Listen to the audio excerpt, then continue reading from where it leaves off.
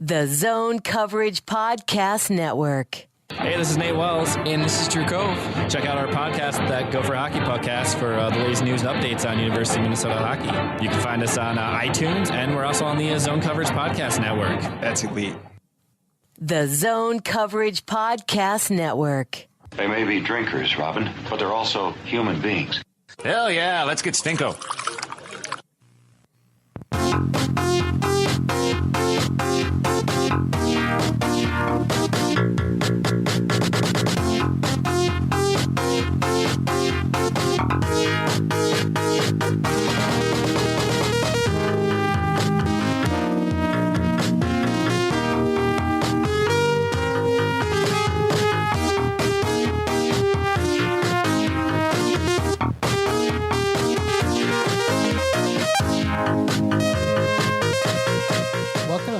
Giles and the Goalie Podcast. I am your host, or co-host, Giles Farrell. Across the table from me is co-host Ben Remington. Hello. How have you never corrected me after all this time where I've been just calling myself host singular? Do I do any hosting duties on this podcast? I mean, it's a shared venture that this is. Yeah. But you clearly hosted. You ask the questions. I'm the sizzle, Giles. I ask the question, and then I just sit back and just you roll the ball and it goes downhill. Make some coffee, take the dog for a walk, cook a meatloaf, and then come back and then ask another question. Yeah, and right around then I'm wrapping up. Yeah. Yeah, that's just a realization I had while I opened the show here. I've been saying I was wondering why you doubled up like that. I was like, wait, what? I don't know. Things I realize.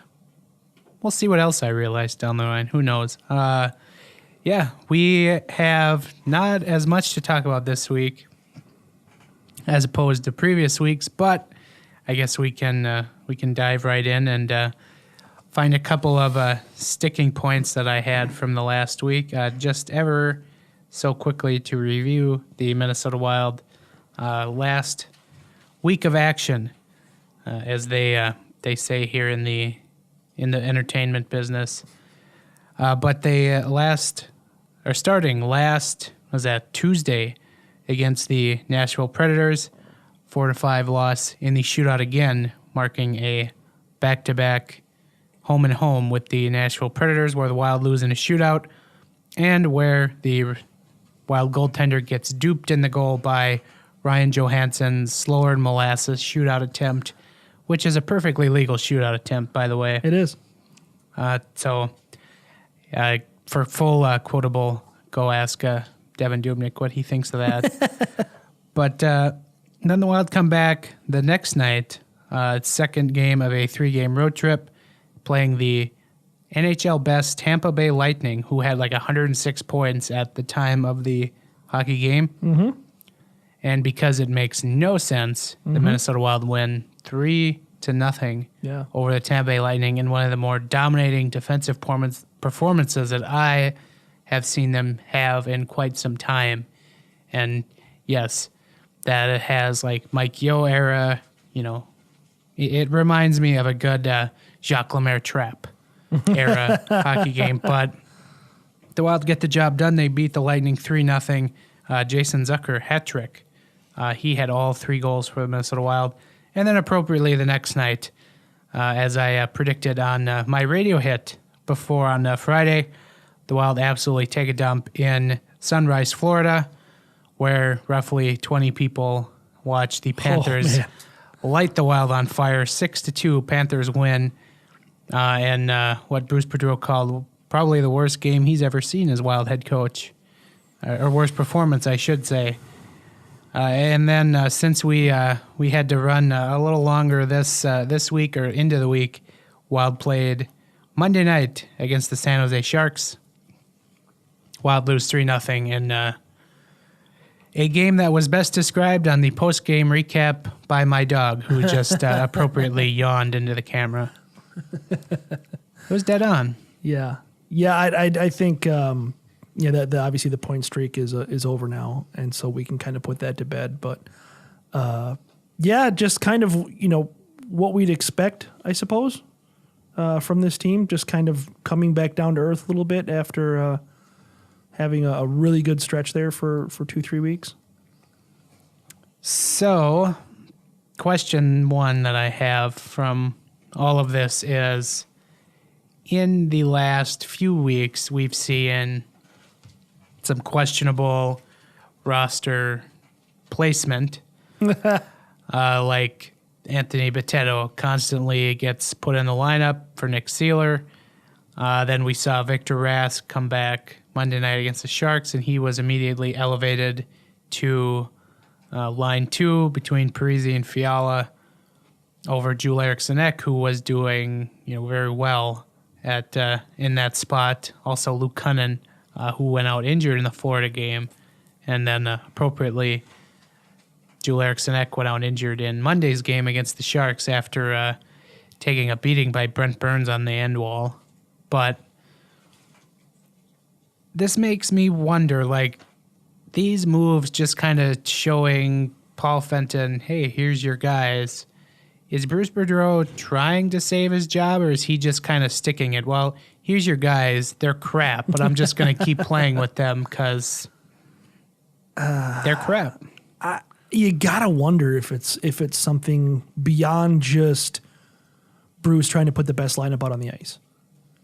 You gotta wonder, right? At this point, we first, you first thought of this when Victor Rask started a shootout many weeks ago, and Bruce said there was a reason and didn't give us anything beyond that.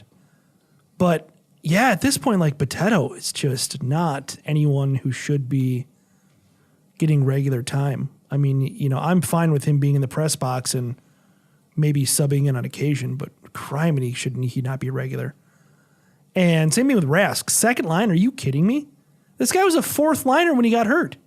A fourth liner when he got hurt. And then Bruce plays him a ton of minutes yesterday and says after the game, well, hopefully that helps him get back into game shape. And it's what? There's got to be something there. It's either Bruce sticking it to Fenton, saying, here's your guys, they suck. Or it's Bruce, as a way of defending his job. Or it's Bruce, to use a term that I'm sure Bruce is not doing, but brown-nosing Fenton to say, hey, I'm playing your guys. Look, I'm giving the guys you traded for or you acquired more playing time. This is what you want. These are the guys you want on the ice. Here you go. So either it's a negative or it's a positive, depending on how you want to look at it. But I think it's a very real possibility. Why the hell else would you play Victor Rask on the second line? Bruce Boudreau has 1 year left after this year on his contract. And then I believe I heard he has a couple years of consulting privileges or duties, I guess, on that contract as well. So that extends beyond his head coaching contract. But kind of something that you saw, I forget who it was. It was Lou Lamoriello's contract with the Maple Leafs, where he had 3 years as a general manager, and then he had 2 years on tacked on after that as a consultant. Yeah. Essentially. Which he immediately... So, because it makes sense, because when Bruce was hired, you heard him say, this was his last stop on the coaching carousel. Sure. Which... I mean, I'd want one more kick at the can after this, but that's just me. Well, but you're not in your 60s. I'm not Bruce. Do you fire him, pay him his hefty salary for next season, and give a guy like Dean Evason, who appears to be the coach in waiting, the job? This is a question I also come back to is, what does Dean Evason give you next year that Bruce Boudreau can't? The only thing I can think of is that you fire Boudreau and you hope that the Wild fall more into the tank category next year. Because otherwise, if you're trying to actually be competitive next year, then your best option still is Bruce Boudreau. Yeah. So here's what I think Dean Evason brings to the table. Paul Fenton knows him. There's a lot of that going around. And you know what? I can't even really. Evason, sorry. Yeah. I can't even really. Yeah, I guess I can fault Fenton for it. But when you're building a team or whatever, when you're building anything and you're looking for people, you're going to go with people that you know and people that you trust. People that you've had success with before. And Fenton has had success with him before, right? Like he ran the Nashville affiliate. He ran Milwaukee for how many years? And obviously Fenton was happy with the way that he did it. So that's his guy. I mean, he brought him in for, if he is the coach in waiting, which I don't know. I always kind of hate that setup. I don't know how you feel about it, but I don't think that almost never works out. That's a bothering trend in the NHL. It really is. One of many, but this is the record of Dean Evason. He coached starting in 2012 with Milwaukee of the AHL through his hiring here this past year, and he got them to the playoffs. What is that? Except 2 years, so that's 4 out of 6 years. Okay. Every year, he fits in perfectly here. Every year, he made the playoffs, first round exit. Yeah, I mean, I don't know. I would hope that Paul Fenton has more of an open mind towards building a team than that. This is the NHL. Like, I might be able to do that, managing a warehouse, bringing in people that I know because I know they're going to do a good job. That's that's a different deal. This is the NHL where you've got how many, candidates available to you that you can look up, their track record on. I mean, this isn't like somebody's giving you a resume and this is the first time you've ever heard their name. You have no idea what they do or how they've performed. That's not what hiring a coach is like. That's not how you should pursue hiring a new head coach.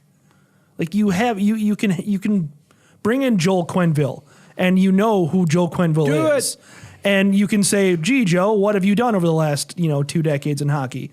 And, that's all available to you right there. Like you don't need to call for references. You don't need to, phone a third grade teacher. There's none of that.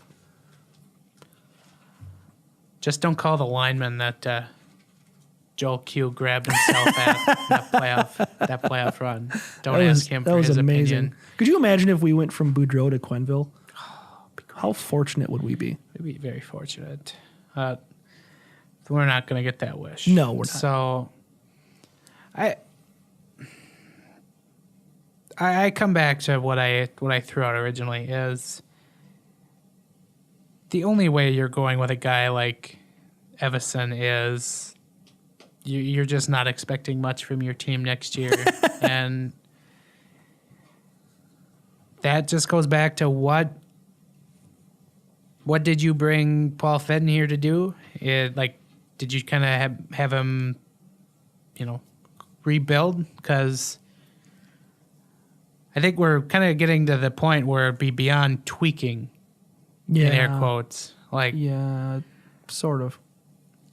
And I mean, ultimately, it's up to the owner if he wants to pay Bruce Boudreau $3 million to sit at home.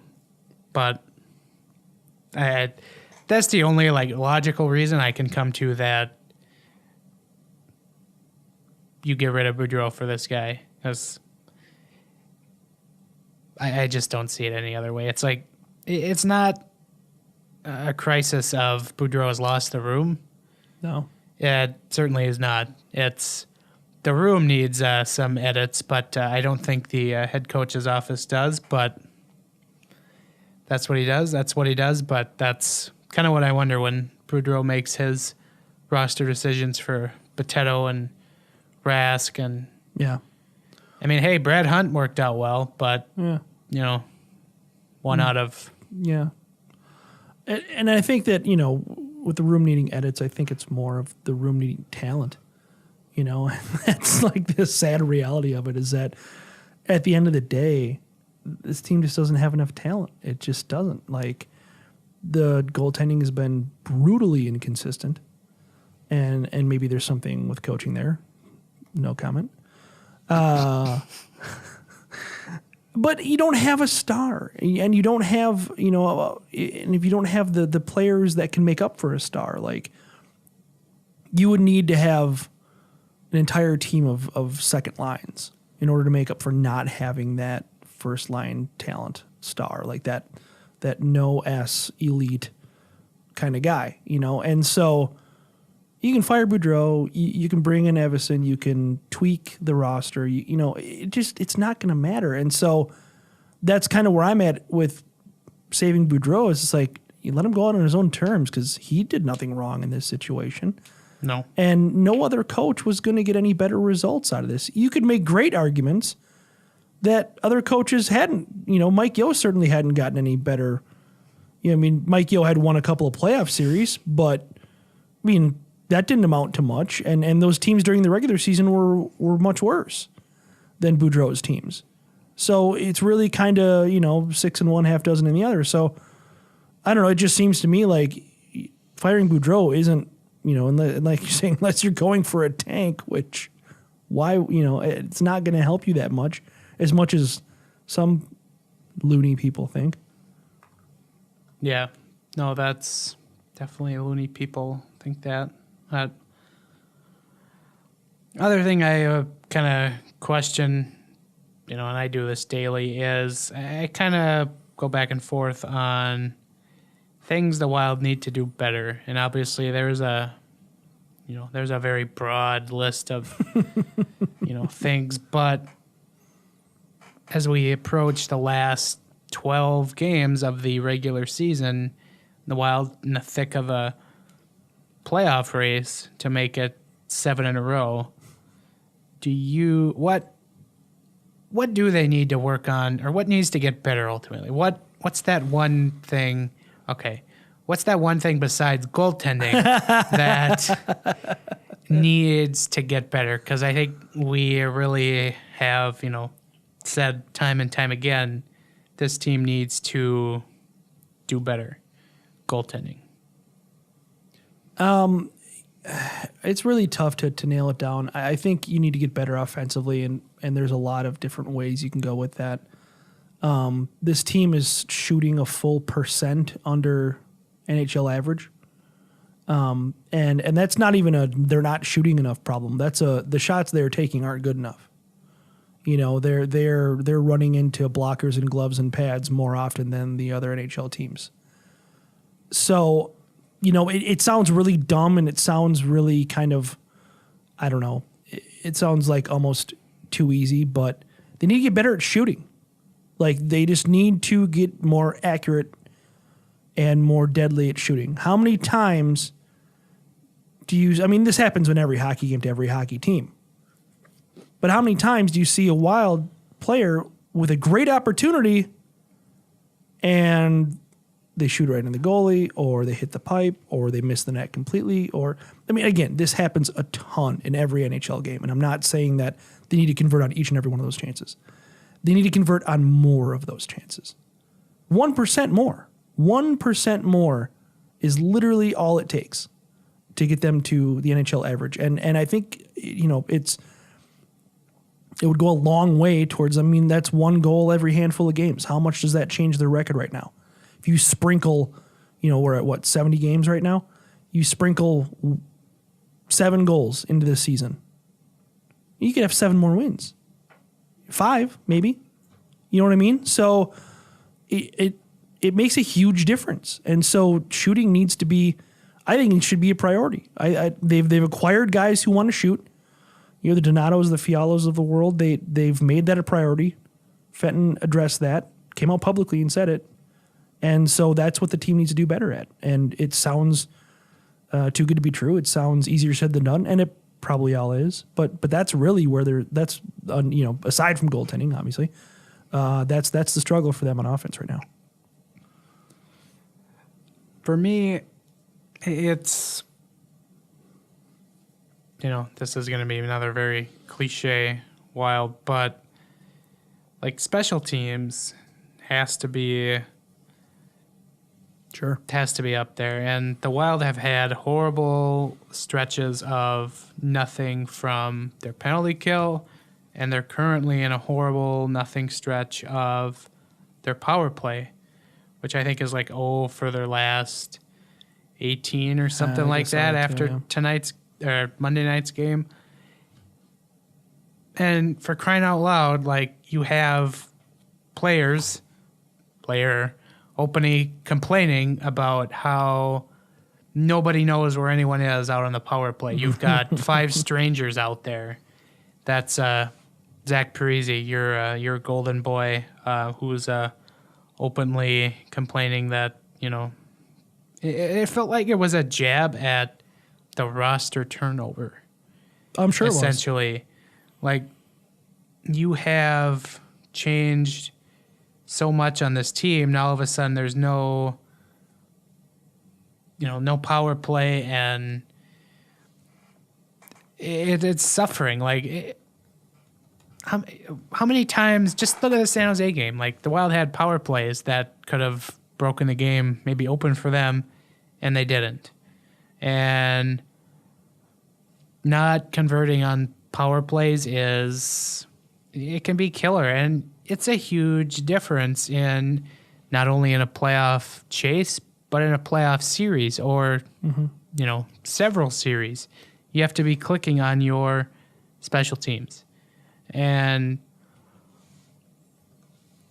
the Wild just have been too horribly inconsistent on special teams this year for my liking, and I'm sure for anyone else's liking. Not just the power play, but the penalty kill as well, which, really early in the year was great. Now it is awful.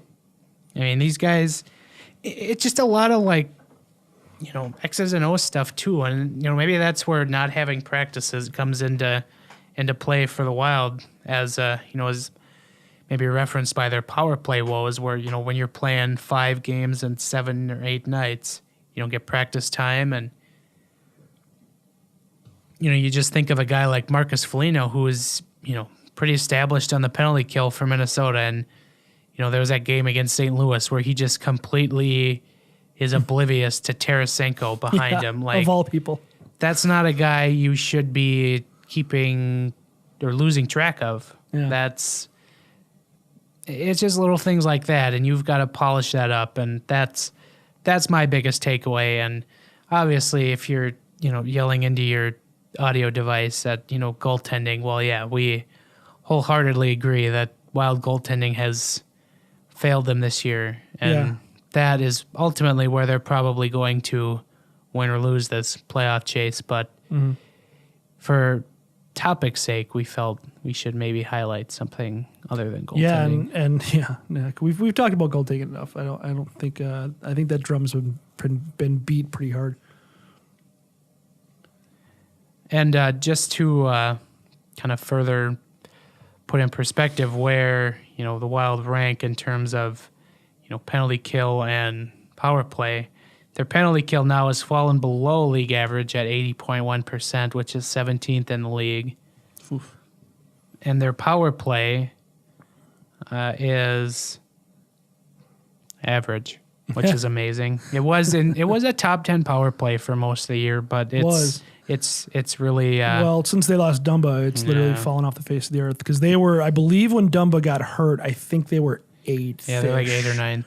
And since then, obviously, I mean, you lose a weapon like Dumba, and it's like losing, I mean, maybe not exactly losing Alexander Ovechkin, but it's that, I mean, that's kind of hyperbole, but that's kind of what it's like for this team relatively.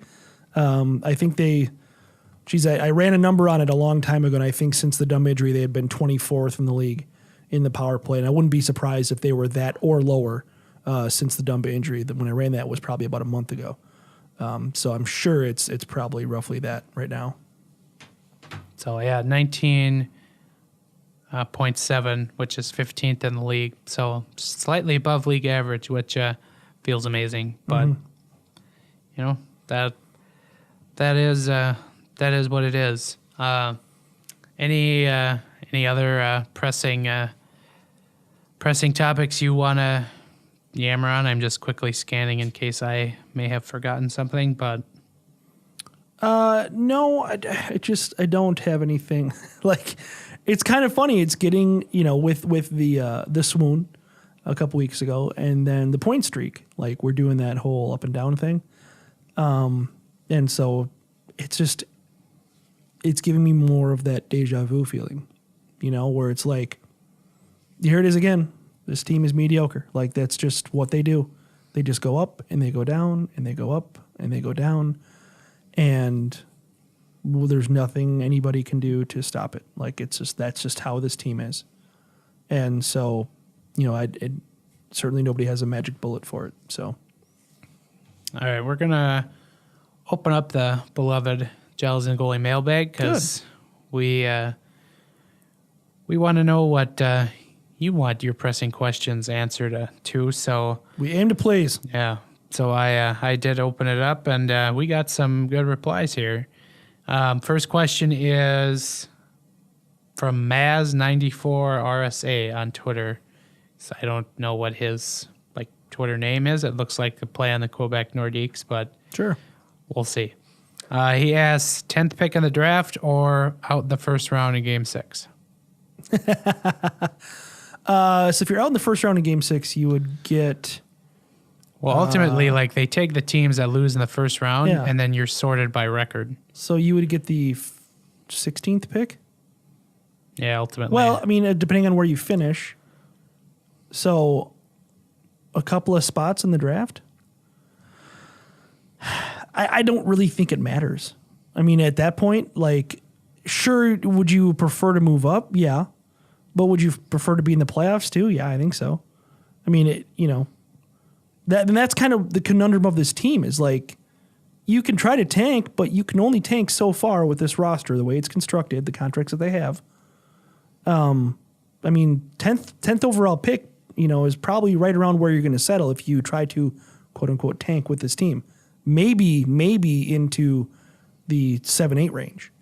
So you're not getting up to number one. Maybe you're increasing your odds to win that lottery, but we're not the Edmonton Oilers here. It's not going to happen. So I don't know. I mean, I don't know. I would say fans are going to take the 10th overall pick, especially where this team is at.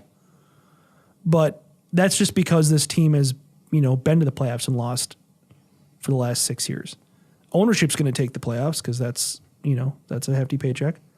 Players are probably going to take the playoffs because they want to play in the playoffs. And there probably is some fans out there that want to see the playoffs, even if it's a first-round exit, because you got a chance. I mean, you don't get to pick if it's a first-round exit once you're into the playoffs, so you're just excited to be in the playoffs. I don't know. That's tough, but yeah, I'd say playoffs, Game 6 exit. As you said, it's not a big difference from 10 to 16. No. The only variable that's different there is missing the playoffs. You have a chance at the lottery. Yeah. Which has been favorable to teams lower in the order. True. But the Wild are not that lucky, so. Well, and also by the same token, if you get to choose first round exit, that's your only option versus 10th overall pick. I think a lot of people are going to take the 10th overall pick.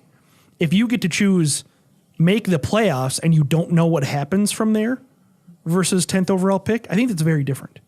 Right. Because are the odds that the Wild are going to lose in the first round? Yeah, they're pretty good. But there's still that chance, right? And the NHL playoffs are a crapshoot, and you're one hot goalie that this team doesn't have away from winning. Get ready for some good old-fashioned late-night playoff games if they play the Sharks. Oh, God. Which, I'll be honest, I'm thankful that the Sharks won yesterday because I want them to stay in first because I don't want San Jose and Vegas in round 1. Yeah, I think that's fair. I want the Sharks and the Knights in round 2. Yeah. Because that's going to be a good series.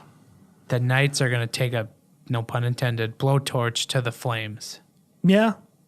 Sorry, I would agree with that. That's where I'm at with that. But anyway, moving along, where do you see Joel Eriksson, Luke Cunnin slotting in next year?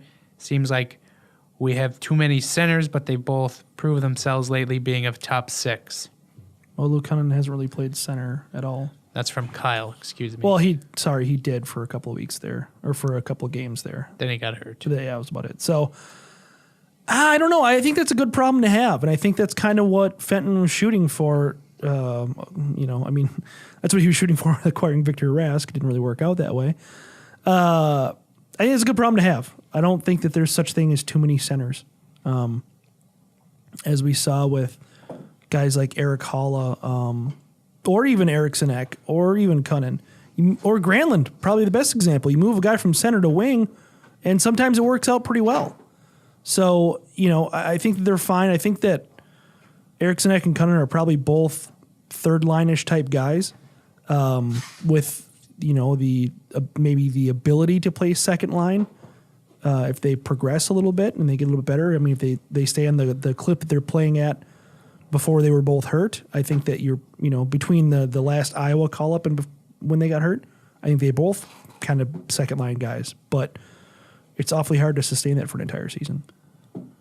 I think their ceiling is, top 6, but, they've given us such a small sample of good NHL success. And so I would like to see them continue to get that chance, but, you keep stacking the deck with centers.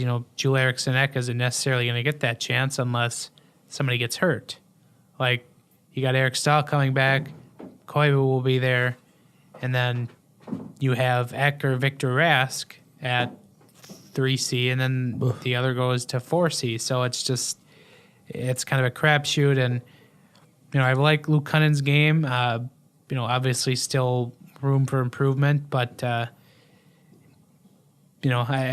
there's not a lot given yet to suggest that, they should firmly be in top 6, but there's a ceiling there. So we'll see what Paul Fenton thinks, and he'll certainly give us a good indication of how he feels about them next year when we go into the offseason and we see the moves that he's going to make. Right. So next question from State of Hockey Guy. He has about 3 questions in here, so go down one by one. Could we see Devin Dubnyk traded in the offseason? That was the first one. I think so. I think it's possible. I think he's hurt his stock immensely. And so what are you trading him for now is a lot less than what you would have got for him last season. Be another sell low. How about that? Yeah, pretty much. I mean, that's unfortunately what you're looking at. So I think it's possible. I don't know, to that point, I don't know why you would. Because the amount that you're going to have to spend to get that level of goalie or better back in free agency is quite a bit.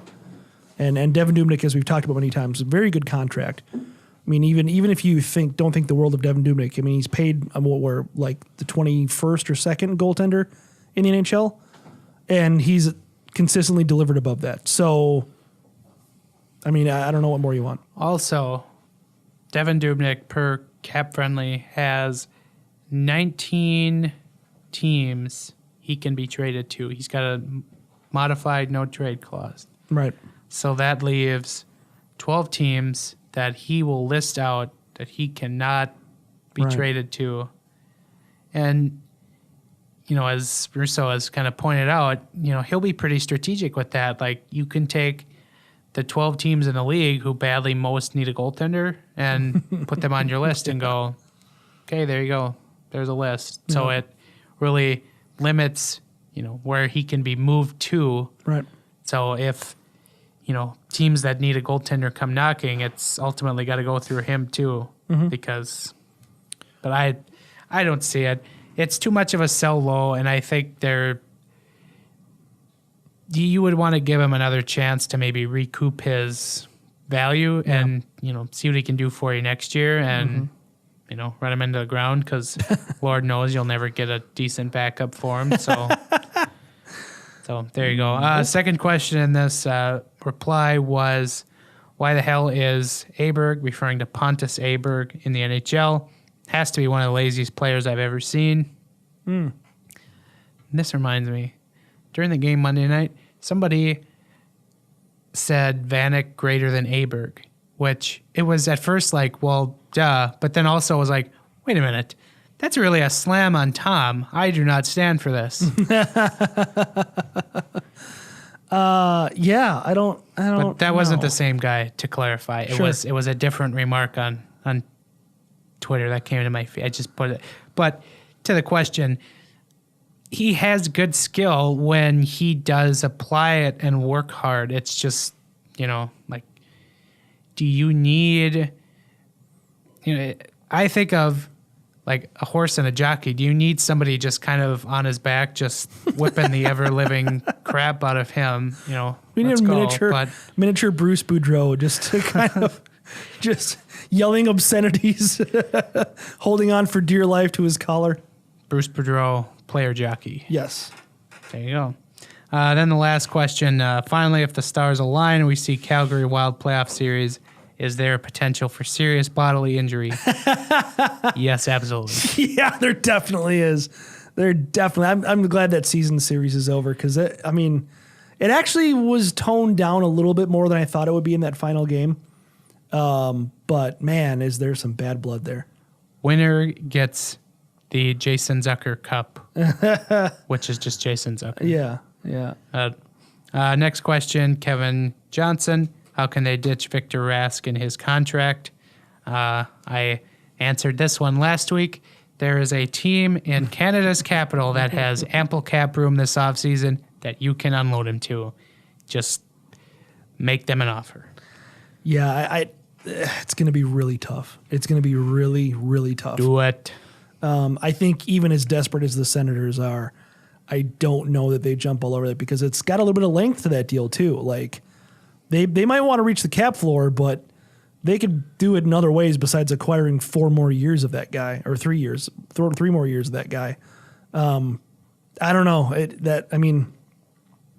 I think we're honestly stuck with him for 1 more season, and then he gets bought out with 2 years left in his deal. I just think maybe that's the Wild guaranteed with the eat deal. some of his salary a little bit. Maybe just say, hey, here, like we'll give you a little something, and then we might eat a little salary if you really don't want to take on the full deal, but you got to find a way to get him unloaded to Ottawa. Like, not paying for things does appeal to Eugene Melnyk. yes. He is a big fan of not Yes. paying for things. That's actually a pretty easy pitch. Hey, Eugene, you can have this player who is a good third line center, very rarely used this last year, Lightly and used. you can have him at 1/3 less the price than what he normally is. How does that sound to you? Well, great. Sign me up, he says. He's probably got, 12 mil left on his Yeah. contract. So- We'll pay 4. Yeah, there you go. We figured it out. Let's see. From Jones Barbecue and Foot Massage. Wow, that's oddly specific. He asked, what have we seen from Boteto? Makes him a starter over Sealer. Is it Boudreau's or Fenton's choice? He's in the lineup. We kind of addressed that already. He probably gives good foot massages. Yeah. Hey, maybe the barbecue's good. Yeah. We love good barbecue here. Absolutely. DJ Bay had a question about Dean Evison. We answered that already. Then another question about, lineup decisions. We kind of hit on that. Okay, here we have 2 more. Rask for Nino is that the worst trade a Wild general manager has made. Did we get that last week? Something to that effect. No, it's not. Time will tell. Could be up there. Yeah, it could depending on what Niederreiter does. That's absolutely true. So it's everyone wants to cite Barker for Letty. That looks pretty terrible. Everyone talks about the Brent Burns trade. I think that Brent Burns probably wouldn't have been as good here as he turned out to be in San Jose. I think that's pretty obvious. But I think time will have to wait on that because right now it looks awful, and unfortunately, it probably is only going to look worse. One more. We have 2 more. Okay. Brett Marshall got one in very last minute. Most over and underrated players in the NHL. Over. Is this Brett's question? Yeah. Typical Brett. Over and underrated. Jeez, I don't even know. You know what? I think I hit on this. I don't remember when. Maybe it was last week. But everybody talks about Sebastian Aho flying under the radar. Like, I think everyone's now saying that, so I'm not going to say he's underrated. I think somebody that we should be talking more about that is very, very good is a guy that lit up the Wild on Friday night, and that's Sasha Barkov. who has 77 points in 69 games this year. Mm-hmm. He had 78 points last year, 30 goals, 47 assists. Just a very, very electric player. Nobody really pays attention for him because he's in Florida. Right. So easy to understand that. He gets my nod for underrated player. What about you? Do you have one? Well, I'm going to go the goalie range, of course. I'm going to go with John Gibson because do a lot of people know that he's very good? Yeah, but we don't talk about him being one of the best goalies in the league because he's on an awful, awful team. And so he doesn't get probably a whole lot of media exposure. He has been hurt a little bit too, which doesn't help. But John Gibson is unbelievable. And I know we're both big fans of his, but playing on that team has just absolutely tanked any kind of notoriety or name value that he should get. What about overrated? There was an athletic player poll where they put your overrated and underrated players on. I'm trying to pull it up here because I think like the top overrated player was PK Subban, which I'd probably make an argument for, but yeah, I mean I get where players are coming from on that because he is made out to be some kind of god when really he's just a really good defenseman. He's not Bobby Orr, he's not kind of a game changer like that. But God, overrated. I don't know. There's so many of them out there. I'm blanking on this. What do you think? I keep coming back to Gabe Landeskog. That's a good one. I think he has the talent. He doesn't. I don't really see him in my viewings. Put that to good use. So I think he has a little more of an overrated tag for me. Sure. But I don't know. He's kind of one that comes to mind. Like you can make arguments for, Subban or a few others, but yeah, I think so just jogging my mind a little bit here. I think I'm going to go with Jonathan Taves because he is, he's having a nicer year. He's having a nicer year this year, but he's been a guy that just hasn't really produced it that much and is still, I get it. He was the captain and they won a bunch of cups and that's lovely. But, he's maybe he had a slightly higher peak than Mikko Koivu. Otherwise, he's Mikko Koivu. And, with the way he gets talked about, and this is where the overrated thing, he's a good hockey player. Don't get me wrong. He's a good hockey player. He is, I don't have anything against him as a hockey player. But I think he gets talked about in such hollowed tones, just because of, and definitely not in this market because, we hate Chicago, but I think around the country, he probably gets talked about quite a bit more than he should. Speaking of the Blackhawks, you can also put Duncan Keith, Brent Seabrook, and the doesn't everybody know they're terrible by now, though? I mean, I think that's become... Duncan Keith you can put in the overrated. Like, people still think well of him. Brent Seabrook that's is true. pretty far Seabrook down the has list. become a wonderful punchline. Yes. I will say that. All right. And last question from our friend Panda Pete. He asks, Gillen the goaltender, discuss. Pete is referencing a spot I did for his upcoming Twins season preview podcast on his show, Twins and Losses, that I did where he addressed me as, I think he called me Gil, and then host of the Gil and the Goaltender podcast, because we joked about it right before on off mic. Sure. He opened it with Gil and the Goaltender. So that sounds like something Pete would do. Yeah. So he just wanted to make sure we discuss possibly changing our name to Gil and the Goaltender. Yeah, I had a lot of fun doing the Twins season preview podcast, little snippets that we all did for Pete. Makes me feel a little bit out of touch with baseball at times. Like, I'm such a big baseball fan and I spend so much time, on my fantasy baseball league and stuff, but I still feel like I'm a little bit disconnected with baseball at times just because I spend so much time covering hockey. Getting back into the swing of things, and I got into a fantasy league this year, so nice. That's exciting. Yeah. But all right, that's the mailbag. Thank you everyone for putting in your questions. Some good ones in there. So we will try that again soon. Now we will filter through our remaining segments here onto the Bruce Boudreau quote of the week. Hi, this is Bruce Boudreau. I don't see how in Toronto that they're calling it, unless it's a guy they just pulled in off the street that hasn't seen hockey before. If I were the fans, I'd be booing even more, because that, they pay good money for this. If you want it, don't just think you want it. Go out and f***ing want it. And your Bruce Boudreau quote of the week, I am going to roll with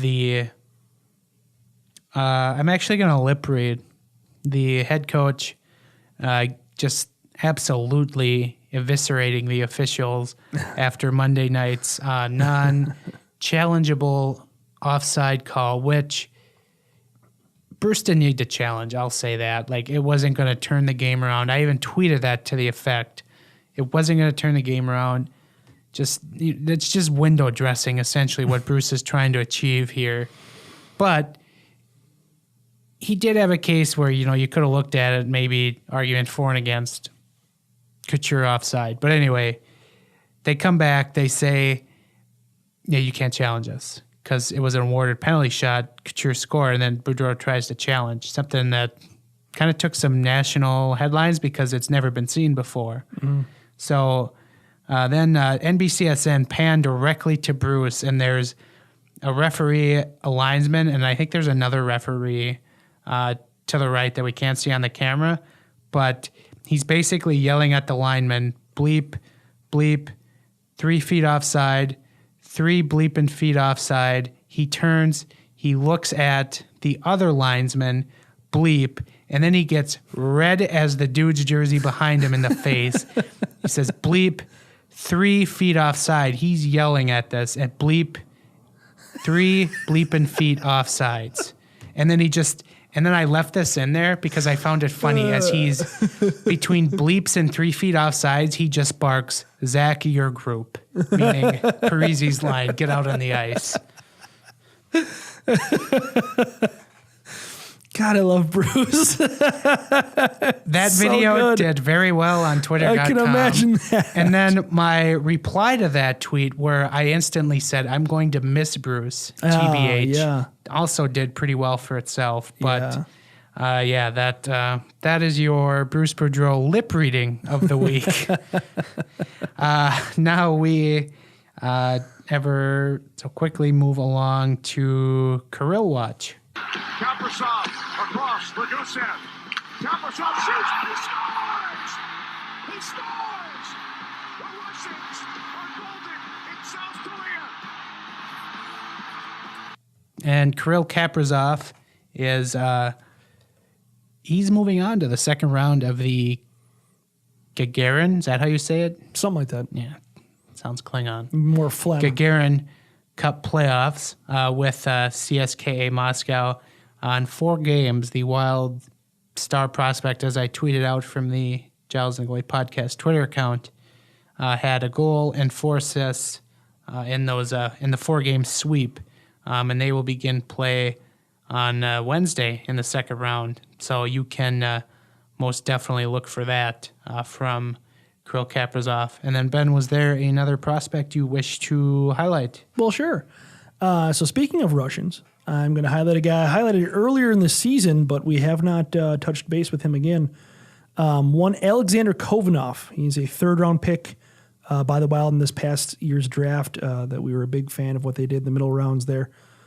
He is a Russian that probably made the maybe better decision for his future and came over to North America to play. He is currently playing for the Moncton Wildcats in the QMJHL. And he, in 61 games, posted 24 goals, 46 assists for 70 points. So pretty solid season out of him. I believe that season's probably wrapping up pretty quick. I think they'll probably get into playoff time sooner rather than later as well. But yeah, that's a pretty good production. He's only 18 years old. The Q is not known as a very offensive environment. It's probably the deadest of all the junior leagues, I think, just by kind of by reputation. It tends to be a very defensive, strangling kind of environment. But 70 points in 61 games for a third-round pick, not bad. He's not a huge guy, but certainly very talented center out of Russia. So look forward to maybe him progressing up the ladder. There you go. And on to our Central Intelligence Report. Central Intelligence. Yeah, I've been scoreboard watching since opening night. So I don't know if that counts or anything, but I think hockey players are hockey players, and they want to see where they are, and they know how close everything is. They know that every game is vital. Boy, this segment just gets... There's just some weeks where it's just so bad to look at all these teams in the Central Division and just go, this is an actual NHL division. Winnipeg Jets leading the division, 84 points. They've lost 6 out of their last 10, including they lost 3-1 to the Washington Capitals on Sunday. And so Jets trying to stay afloat there. They lead the Nashville Predators by 1 point, 83 points. With the Jets have 2 games in hand still, so Jets kind of a little firmly in the driver's seat. But the Predators, as I said, 83 points in 70 games. They're coming off a 5-3 loss on Saturday to the Carolina Hurricanes, who had a pretty impressive offensive display in Nashville on Saturday night. Then you've got the St. Louis Blues, who have 2 games in hand on the Predators, and they're 4 points behind. I'm just going to put that out there that, the Blues, even though they've, 5-3-2 in their last 10, including an overtime loss to the Sharks on Saturday, they're right there. And I did run a report since, I think it was like February 26th or 20th or something like that. Sorry, one of those dates. But Jordan Binnington has cooled off for St. Louis, and his 5-on-5 save percentage was just barely above 900. So oh wow, he's come down a little bit here in the last couple weeks. Okay. So if there's put an asterisk next to the Blues when I say they could catch the Predators, because Jordan Binnington has badly cooled off here. Then you have the Dallas Stars, 75 points. They lost to the Blackhawks on, what was that, Saturday? Everybody's losing on Saturday, except for the Blackhawks. But, Dallas just hanging on there. They're still just getting incredible goaltending from Ben Bishop as their offense continues to flounder. I think we should be talking about Ben Bishop a little bit more for the Vezina, and we don't. He had a really rough year last year. I think that's kind of set him up poorly. But it's this year. Yeah. Then you have your Minnesota Wild, 74 points in 70 games. Then the Colorado Avalanche at 72 points at 70 games played. Avalanche coming off a loss to the Hurricanes on, Monday night. Hurricanes beating up on everyone. Then you have the Blackhawks. This is extremely nice. 69 games, 69 points for the Chicago Blackhawks. It's like they set it up that very, way. very nice. But Wild firmly, I shouldn't say firmly, they are in the last wild card spot in the West, 1 point ahead of the Arizona Coyotes. Coyotes have a game in hand. Is this a kiss of death? Barry Melrose on ESPN In the Crease on Tuesday morning said that he picks the Wild to get that last wild card spot. He doesn't think the Coyotes will get them. Is that a kiss of death? Oof, it might Remember be. the year Melrose picked the Wild to go to the Cup final? No, when was that? I think that was like Mike Yo's last year here. Melrose Really? picked them in the beginning of the season. Oh my. Speaking of great hockey here.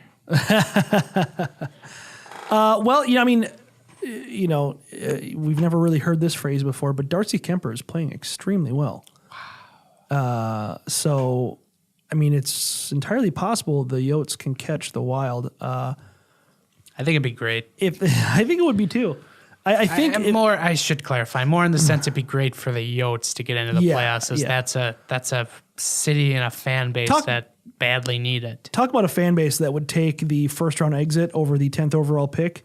Glendale, Arizona is taking that all effing day. Yep. I don't know. I still get this weird feeling that it's just deja vu. The Wild are going to make the playoffs. They're going to lose in the first round, and everyone's going to be pissy about it. Well, then that's just kind of my feeling on things. The Wild could, pass Dallas, get the first wild card spot where you play the lesser divisional winner, which would be the Central Division. Which would be the Sure. Predators or the Jets. Hey, the Wild are road warriors this year. Anything's possible. They are that's very true. Absolute very true. crap at home. But Yeah. all right, that's your Central Intelligence report for the week. Now we will end the show as always with jerseys. Here to start the third period. What team is this? It's not Team USA. Oh, yes, it is. They've got on new uniforms. They're wearing the logo of the Duck. I've never seen this before. And Ben, jerseys, we're going to just quickly discuss a question from the Fox Sports North Twitter account that happened on Monday. They pretty much ask, you can reply with a photo or GIF or whatever of your favorite Minnesota jersey. So I started a thread because there's many to pick from. Can you narrow the field down to one? Can you Narrow it down to one jersey in Minnesota history? Yeah, that is the best Minnesota jersey. That's what I took it as, Minnesota sports jersey, because it doesn't say current, so I took it as history. And this is professional sports, we're gonna assume. Sure, but I did also swing in the Gophers because okay, that's fair. I'm a Gopher. Well, they've got good jerseys.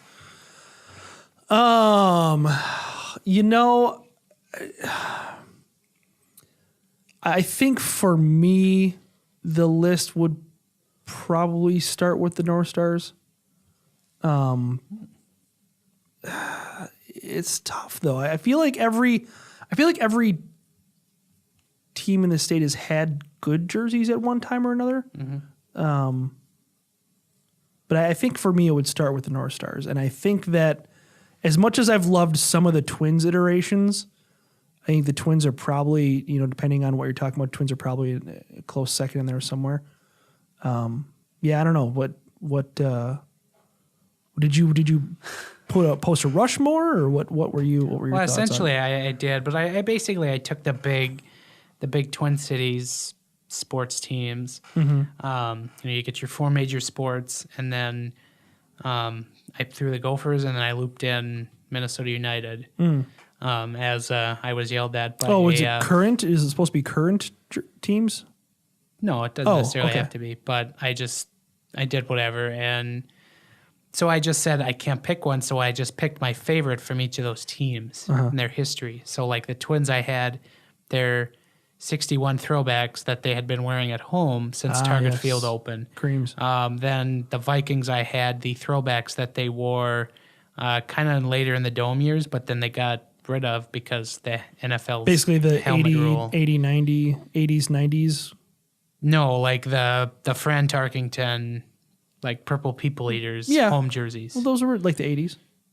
Oh yeah, before they still really were. changed. When you got into the 90s, I thought maybe not the 90s because that's when they switched to the purple masks and stuff. Then the Wolves, I threw like the first Wolves uniforms. Yeah, people knock those for being too plain, but I like them. I like them, and then I also do like the ones that followed that were the main trees of the Garnett year. Yeah, I do too. And they were painfully 90s, and maybe but they were wonderfully painfully. They 90s. were, and so were the trees. But I kind of liked. I liked that they had something on the jersey that spoke to the state other than just the word mark. And then I went to hockey, and I didn't know how to put this because there's been two iterations of professional hockey teams here. Sure. So I just put NHL semicolon, and then I just put a picture of my favorite North Stars jerseys because they far and away have the better uniforms. And it was, I think I've alluded to this, like they're whites essentially from like 81 through 91. Yep. With the black trim. And then Gophers, I had their kind of throwbacks with the Gophers running diagonally down the front. Okay. And then I almost forgot about Minnesota United, but thank you to a former roommate of mine for reminding me of them. And I didn't do anything with their MLS existence because I know what you're talking about. Their Adidas MLS jerseys are trash. And I went back to their NASL years when they played up in Blaine, and they had the wing on the front of the jersey. Very nice jersey. Yes, very good. Nice jersey. So that was essentially my favorite Minnesota sports jerseys, and making me pick one is terrible. So of current ones, I'm just thinking about this out loud. The Wild are probably the best jerseys currently. Like, if we're just talking about the 4 major sports teams, you're correct. The Wild have the best. Because the Twins, I like the Twins, but the piss The soda yellow. gold. Yeah. The Vikings, I mean, it's not a terrible look. It's a hell of a lot better than where they were with Reebok. Vikings are second for me, and the only thing that probably doesn't make them first is I don't like the horns on the numbers. The number herpes? Yeah. So Vikings slot in at 2, and then I have to reluctantly put the Twins at 3 with that gold.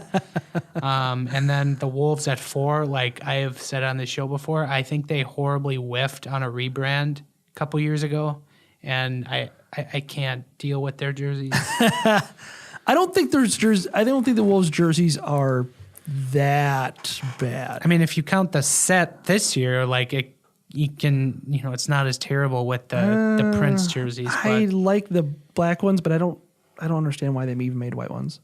Because they got into the playoffs, so they were awarded another jersey. No, I understand that, but they could have come up with another jersey than just turning the Prince ones white. No, that was good. Yeah. Okay. Yeah, I don't know. I'm kind of in agreement for the most part. And if the Twins, if they just dumped the damn gold, it would look so good. Yeah, and their new navy blue alternates are just terrible. Yeah, I don't like that all that much. All right, that can do it for jerseys. That can do it for this podcast. Yeah. Thank you for listening. You can find Ben and I on Twitter at Ben Remington, at Giles Farrell. Podcast Twitter at GATG Wild Podcast. You can find this otherwise fine show on iTunes, SoundCloud, iHeartRadio, Spotify, Google Play, all that fun stuff. Mm-hmm. And then also at zonecoverage.com/wild. Go to zonecoverage.com for all your great Minnesota sports content. And again, you can check out Ben and I writing there, zonecoverage.com/wild. We also do have a YouTube channel where at some point I will get back to editing and uploading these jersey segments to make them more visual. Sure. Just go to YouTube, search Giles and the Goalies. You can find our podcast there and our pre- and post-game videos, which if you didn't catch Monday night's recap, would highly suggest you do. It's worth it. Heavy on the dog in this one. Best 23 seconds of your day. Yes, correct. Watching my dog. I'm going to let you watch. So there you go. That can do it for us. We will be back again next week. We will chat with you again later. Later.